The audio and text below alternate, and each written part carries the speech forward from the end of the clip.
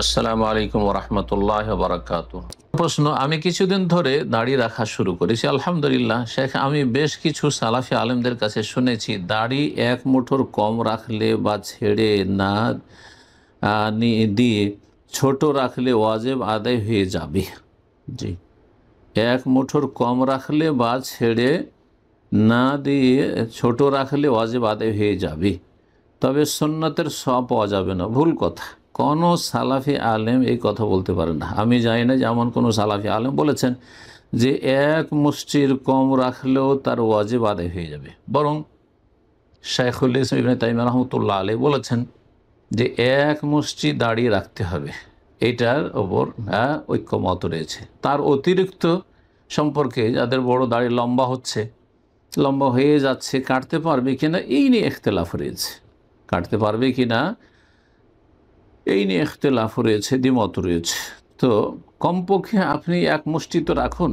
আর এক মুষ্টি মানে আপনার মুখটাকে ধরে নয়, দাড়ি থেকে শুরু করে এক মুষ্টি রাখুন। আমি আসলে যারা দাড়ি রাখে না তাদেরকে বলি যে কমপক্ষে দাড়ি রাখেন, দাড়ি রাখেন। আর যারা দাড়ি রেখে দিয়েছে কিন্তু সেই আপনার দাড়ি রেখেছে আপনার 1 ইঞ্চি, 1 ইঞ্চি করে, আধা ইঞ্চি করে, তাদের বলি দাড়ি বাড়ান। কারণ আপনার ওয়াজিব আদায় হয়নি, আপনার ওয়াজিব ফরজ আদায় হয়নি। আর দাড়ি রাখা ফরজ ওয়াজিবে কোনো পার্থক্য নেই। দাড়ি রাখা ওয়াজিব, সুন্নত নয়। সুন্নত যারা বলেছে দাড়িকে হালকা করে দিচ্ছে। তো দাড়ি বাড়াইতে বলি যারা দাড়ি ছোট রাখে।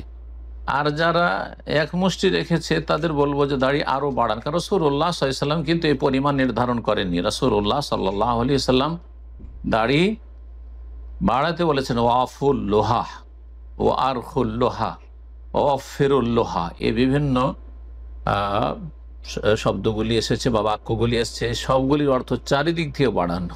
লম্বা কর, আরখ মানে লম্বার দিক থেকে বাড়ানো, ওয়াফেরু মানে চারিদিক থেকে যেন একবারে পূর্ণ দাঁড়িয়ে বড় হয় চারিদিক থেকে। এই নয় যে সাইড থেকে, যেমন অনেকেই আজকাল ওই আমাদের দেশে হানাফি সমাজের আলেমরা গালের ওপর থেকে একেবারে কাটতে কাটতে আবার মুন্ডন করে একবারে চিকন করে দেয়, আর দেখতে বিশ্রী লাগে।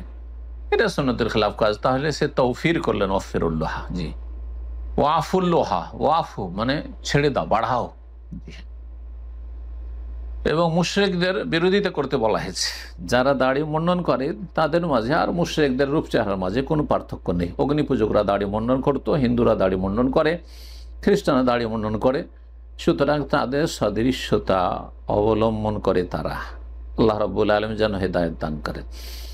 তো দাড়ি বাড়াবেন এক কথায়। জি, আর যে কথা বলছেন যে সালাফি লেভেলটি আজকাল খুব সহজ হয়ে গেছে।